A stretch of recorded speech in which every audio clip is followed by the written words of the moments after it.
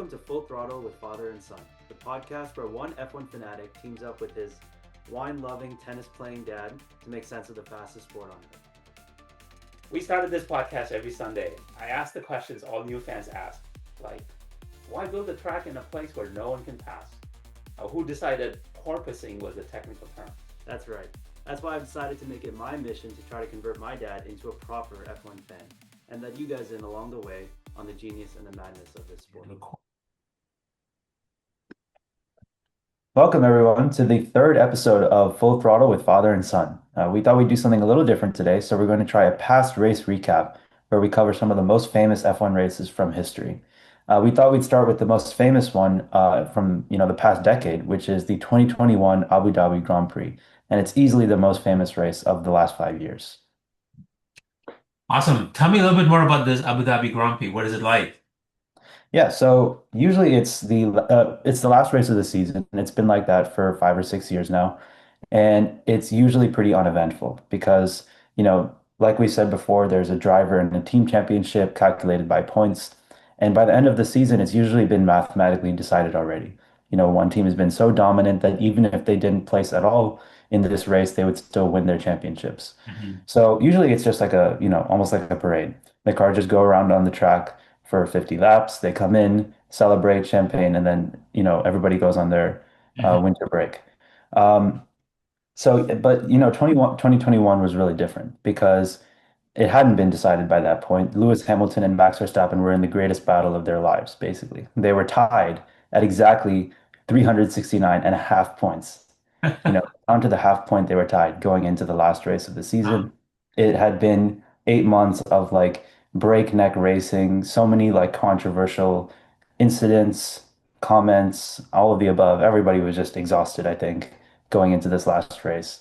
And so the stage was absolutely set for a insanely entertaining race. Mhm. Um, you know, to give some context, Verstappen was like the radical upstart. He'd been in F1 for only 6 years, was looking to win his first title. And Hamilton was the elder statesman. He's in his 14th season, absolutely dominant, looking to win his eighth championship and move to hold the sole all-time record and basically be the undisputed greatest driver. Nice. Yeah. So it was a very important race, What definitely. was so interesting about this race? Yeah, I mean, like I said, it was crucial for both of these drivers because it was going to decide, for either one of them, would he like basically etch his name into history forever, indisputably, and for the other one, would he finally secure the thing he's been racing for his entire life up until that point? Um, so it was already going to be an entertaining race, but then something so controversial happened that the race became, one of the most famous of the 21st century. Mhm. So, yeah, first, like before we talk a little bit about the controversy, I wanted to ask, you know, what are some controversial decisions you've heard about in the sports you're interested, like tennis and things like that? Yeah, I think very similar. There was a similar controversial or sort of a all stakes US Open tennis women's tennis championship in 2018. And Serena Williams, much like Hamilton, was very much ruling the roost at that time, and she was one of the all-time greats. She had done a lot of Grand Slam championships at that time. And it was coming down to the final match, U.S. Open final with the Naomi Osaka. Much like Verstappen, she was an up-and-coming star, and she hadn't won her Grand Slam yet. And I think there was definitely one of those moments where we now look back. It's been almost 7 years now, but we still look back at that time when in tennis, unlike F1, in tennis, you're not allowed to coach from the sidelines, which means that any kind of even signals passing from the coach to the player is forbidden. And and Serena Williams was called out or fined or given a penalty for what the referee thought was a coaching signal because her coach had given a thumbs up or something, and Serena Williams had acknowledged it, but she denied that, and then she said, and in fact, kind of spoke out to the referee, the umpire, Carlos Ramos, and said, "Hey, I would rather lose than be coached." And but that became a very, very controversial call because it sort of upset the the player's mindset, as similar to F1, half of the championship is a mental focus and the mental strength that the players bring, and this unfair call kind of threw her off, and eventually she lost the finals, and Naomi Osaka won her first U.S. Open Grand Slam title. So Mhm. that became quite a controversial call, and still one for the books, I would say. So Yeah, that's crazy. So it was just a thumbs up from the coach, and the umpire said that was coaching. yeah, yeah, it's in tennis the rules and regulations are very stringent. They really frown upon that. But I think what made it worse was Serena Williams was she obviously said she didn't do it. So she kind of spoke out against it and sort of spoke against it to the referee, which then turned into a bigger violation and fines and so on. So there's just sort of a lot of protocol around it with tennis that Mhm. I think ended up sort of snowballing, and it just became a very controversial thing that happened at that time. So Wow. yeah, yeah, Yeah, definitely. I mean, a lot of parallels. You have the established champion and the talented upstart. yeah, Kind of yeah, was almost like a handoff. But yeah. So yeah, tell me what happened in Abu Dhabi. Yeah. yeah, it was very similar because, for almost the entire race, all but the two laps, it was completely normal. Hamilton was up ahead. He had a decent gap. It looked like he was going to take it home. Um, But then what happened was a car running in the bottom five, a total back marker, completely irrelevant. They crashed out and they were blocking the track, so there was a safety car. Hmm. And at this point, you have your race order, which is 1 through 20, but the actual order of the cars as they go around the track has become different because Hamilton, Verstappen, they've all lapped several cars. Hmm. So when the safety car came out in front of Hamilton and everybody else bunched up, it was Hamilton, a bunch of lapped cars, and then Verstappen and some more lapped cars. Hmm. So they weren't actually right behind each other. And with 2 laps to go, the steward had a decision to make. He could either allow all of the cars that had been lapped to pass the safety car, race around the track, and rejoin at the back. So the order is the actual, racing order. Or he could leave the cars where they are and just restart the race as normal. But what he did that no one was expecting or understood was that he only allowed the lapped cars between Hamilton and Verstappen to go around and unlap themselves. Huh. So everything else was mixed up, but he had placed Verstappen perfectly behind Hamilton.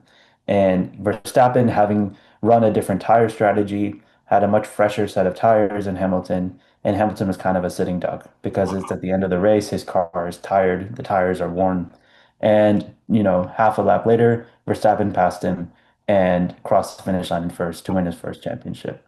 So that was heard around the world. I mean, the whole F1 community erupted in discussion because, it seemed very controversial. Nobody could understand why the referee was doing that. I mean, what do you think? Like, does that sound like an appropriate, like a smart decision by the steward? Yeah, it sounds like in this case, this guy sounds very much like the Carlos Ramos of the Serena Williams incident, who probably had his own reasons. Some people called him out as sexist because Serena Williams even said that maybe he would have done this if it had been a guy playing, but maybe he had his own reasons. But maybe in this case, your race director, maybe he had his own reasons for doing half and half. It does definitely seems like a very inconsistent application of a rule. And I don't know, was there a rule that says you should lap all of the cars, or was it sort of left to the discretion of the race director in these kind of situations? Yeah. I mean, usually it's left to discretion of the director, but I mean, it's a very unusual and suspicious decision to only unlap the cars because at that point you should just not unlap anybody, right? For the sake of fairness. So, I Right. mean, obviously the fallout was immediate. The referee announced he was leaving his job, which means he was fired. Yeah, yeah, Definitely. yeah. Um, and yeah, it's crazy how even this controversy was. By even, I mean the number of people on Verstappen's side and on Hamilton's side. Uh-huh. It's become very well debated. Like personally, I think I'm on the side of Hamilton because there's no way that that was a fair call Right, uh, or any kind of like sensible decision to make. right. And without getting too sensationalist, there have definitely been cases of F1 the money of F1 sort of becoming too attractive for some people, Um, for example, like there was a whole other controversy, which people still talk about today from 2008, I believe, Uh-huh. where two drivers were on the same team racing, and one was on track to win the race, but hadn't secured it yet. So his teammate crashed on purpose Oh my to God. secure a safety car. So strategically, he was able to go ahead and win the race. Um, Crazy. and it obviously goes a lot deeper than that, but that was easily the biggest scandal until we got to 2021 and we had this whole situation. So, it happens once every 15 years. I Uh, get it. we'll be talking about this for the next 10 years. And, there were massive ramifications as well. I mean, like I had said before, Hamilton, it was the end of his dynasty, basically. Verstappen started a whole new one. He went on Yeah. to win four championships. And it's become one of the most important races of the That's- last decade. for our last race of the season, that seems to have been a very eventful one. Were there any changes to the rules or anything else that came out of that controversy? Did they kind of try to establish some other rules so that this wouldn't happen again, or were there any changes to that came out of this incident? I'm not too sure, but it definitely wasn't very well publicized. There was much more of an effort to sweep it under the rug, Uh-huh. maybe make some, concessions in the rules or something. Maybe they didn't change anything at all, but the main thing was they gave that guy the boot, the Yeah, head steward. yeah, And yeah, then basically everybody just moved on. I think like in a sport like that, the worst part is like you'll just go to the next race and that's something right. will happen and then you forget about it. Right. So, now it's been 4 years, people still talk about it a little bit, but nobody's still bitter. Yeah. It's still, in the moment, it was absolutely insane. I remember watching that race. Yeah, no, And absolutely. I can see that. Same thing happened with yeah, Serena Williams. The guy was fired, and I don't think he has ever officiated another match after that. I think at least it seems like some of these things they do have some ramifications for the individuals involved. But I think the sport itself moves on, and then you have hopefully you prevent some of these controversies from happening again at another time. And talking about more famous ones, similarly in tennis, we've had a while back, John McEnroe is one of the greatest all-time tennis players, earned the nickname Super Brat because he had the audacity to speak out to the umpire at Wimbledon. So, as you know, Wimbledon is oh considered yeah. most holiest of holy grails of tennis venues. A lot of British customs and sort of like just, protocol and tradition, much like royalty, they do things just because they've been done the same way Mhm. for hundreds of years. And so any kind of deviation from, very, very rigid interactions is frowned upon. And John McEnroe being the brash American showing up at Wimbledon had a bad referee call, and he yelled at the referee and said, "You can't be serious." So that literally all that he said. Which in this was, we're talking 15 to 20 years back.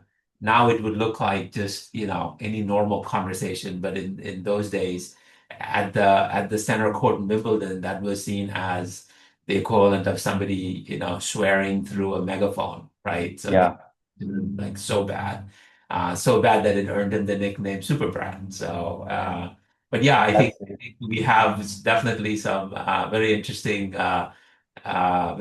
controversies that I think tend to draw a lot of attention. But then, like you said, the sport tends to move on after that, right? And then yeah. then they sort of think, oh, go back to normal. So. Mhm. Yeah. Yeah. Rest assured though, we'll be here for the next one, ready to talk about it. Definitely. That's awesome. Yeah. So what do you think about, do you think Hamilton has any chances to come back to regain championship, or do you think Verstappen's got like just a runaway lead at this point? Yeah, I mean, well, Hamilton by now has gone to Ferrari. This is his first year. Right. It was like the biggest talk of last season. So he is sort of working within a new team. He's spending the year learning how the culture works, some culture clash, trying to figure out the style of the car, reforming his driving style. So he's really not going to be in contention, I think. Verstappen is dealing with a different problem, which is his team has sort of forsaken him almost. They've gotten complacent with his insane skill set. So I, he's having to push himself to 110% just to keep up with the McLarens, where the team is actively building a good car and supporting the drivers well. I, So, the two McLarens and Verstappen are shaping up to be a very good three-way battle for this season. Interesting. And yeah, it's going to be an interesting one, definitely. Awesome. Yeah. So what's on tap? What's on deck for next week? What's the next race? Yeah, so we've got the Canadian Grand Prix coming up, which is going to be very interesting. Okay. We've got a few more. I believe we've got the British Grand Prix coming up as well after that. And then we'll be, after a few more races, heading into the summer break, where we'll be doing lots more informational videos, past race recaps, and lots of interesting stuff like that. So where's the Canadian Grand Prix happening? And tee it up in terms of like what's interesting about the track or anything else that we'll be talking about next week. Yeah, Canadian Grand Prix is a really historic track. I believe it's been there since like the 80s. It's a very interesting track because it's basically like a very long, thin oval. You go all the way up, you make a U-turn, and then you come all the way down and make another U-turn. It's a very cool track. Lots of really fast turns where the drivers will like zoom by. And yeah, I mean, McLaren will probably win, but it would be very interesting if something happens and they're not and they don't win. So yeah, regardless, tune in. It's going to be a very interesting race and race recap. And Excellent. yeah, Excellent. So anything exciting that'll happen, we'll hear it here. So stay tuned for your next episode of. full throttle with father and son. Okay. Thank you.